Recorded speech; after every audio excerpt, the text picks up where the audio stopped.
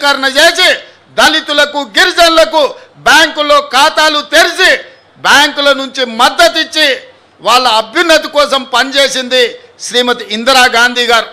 రాజభరణాలు రద్దు చేసింది శ్రీమతి ఇందిరాగాంధీ గారు. స్వతంత్ర కంటే ముందు రాజ్యాలు ఉన్న రాజులకు రాజభరణాలు ఇవ్వడం ద్వారా దేశం యొక్క ఆర్థిక సంపద రాజులకు పంచిపెడుతుంటే రాజభరణాలు ఇక చెల్లవు, రాచరికపు ఆనవాళ్ళు ఉండొద్దు అని ఇందిరమ్మ రాజభరణాలు రద్దు చేసి పేదలు కట్టే పన్నులు అత్యంత నిరుపేదలకు పంచాలన్న ఆలోచన చేసింది శ్రీమతి ఇందిరాగాంధీ గారు అన్న సంగతి ఇవాళ చెప్పాలి. ఒకప్పుడు జమీందారులు, జాగీర్దారులు, భూస్వాముల దగ్గర, నవాబుల దగ్గర వేలాది ఎకరాల భూములుండి వాళ్ళ భూముల్లో దళితులు, గిరిజనులు, బలైన వర్గాలు, పేదలు బానిసలుగా వ్యక్తి చాకిరీ చేస్తుంటే దళితుల, గిరిజనుల, బలైన వర్గాల ఆత్మగౌరవం పెరగాలి అని అంటే సొంత భూమి ఉండాలి అని భూములను వేలాది, లక్షలాది, కోట్లాది ఎకరాలను భూస్వాముల దగ్గర నుంచి గుంజుకొని అసైన్మెంట్ పట్టాల పేరు మీద భూములు పంచిపెట్టింది ఇందిరమ్మ కాదా? ఇవాళ ఈ రాష్ట్రంలో 25 లక్షల ఎకరాలు అసైన్మెంట్ పట్టాల పేరు మీద భూములు ఇచ్చిండ్రు. ఇవాళ దళితులు, గిరిజనులు ఆత్మగౌరవంతో సొంత ఊర్లో, సొంత ఇంట్లో, సొంత భూమిలో దుక్కి దున్నుకొని బుక్కెడు అన్నం తింటుండ్రు అంటే అది ఇందిరమ్మ ఇచ్చిన వరం అన్న సంగతి నేను ఈరోజు చెప్పదలుచుకున్నా.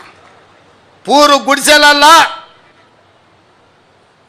పేదరికంలో దాపు లేకుండా బతుకుతున్న వాళ్లకు ఇల్లు ఇవ్వాలి, మీ సొంత ఇల్లు ఉండాలి, మీ గ్రామంలో మీరు ఆత్మగౌరవంతో బ్రతకాలి అంటే మీకు సొంత ఇల్లు ఉండాలి అని ఇండ్ల పట్టాలిచ్చి సొంత ఇళ్ళనిచ్చి ఇందిరమ్మ ఇళ్ళని కట్టించింది ఇందిరమ్మ కాదా?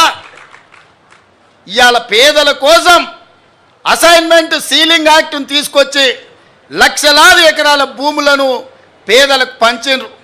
పోడు భూములను, పోడు పట్టాలిచ్చి ఆదివాసీలను, గిరిజనులను ఆదుకున్నది.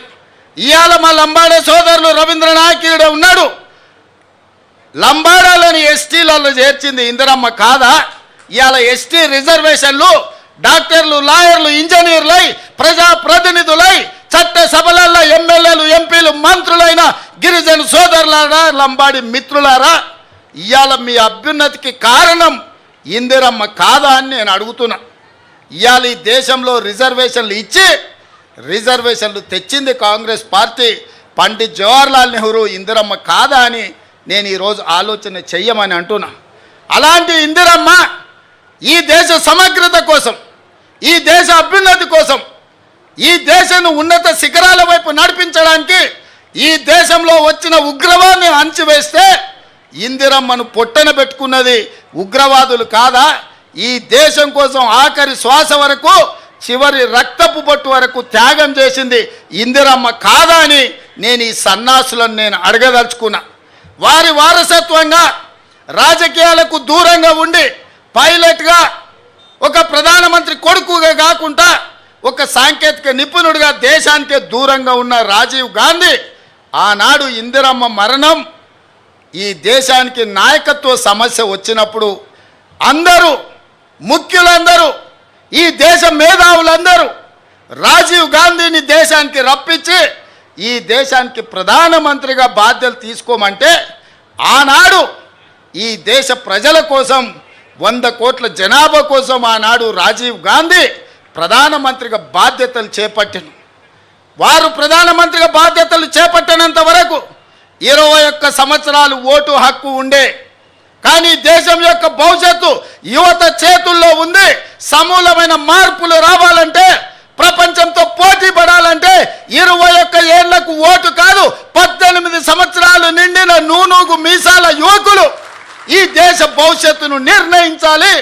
మీకు ఓటు హక్కు ఇస్తున్నామని రాజ్యాంగాన్ని సవరించి 18 ఏళ్లకే ఓటు హక్కు ఇచ్చింది రాజీవ్ గాంధీ కాదా అని ఈ సన్నాసులను, సోయిలేని వాళ్ళని నేను అడగదలుచుకున్నా.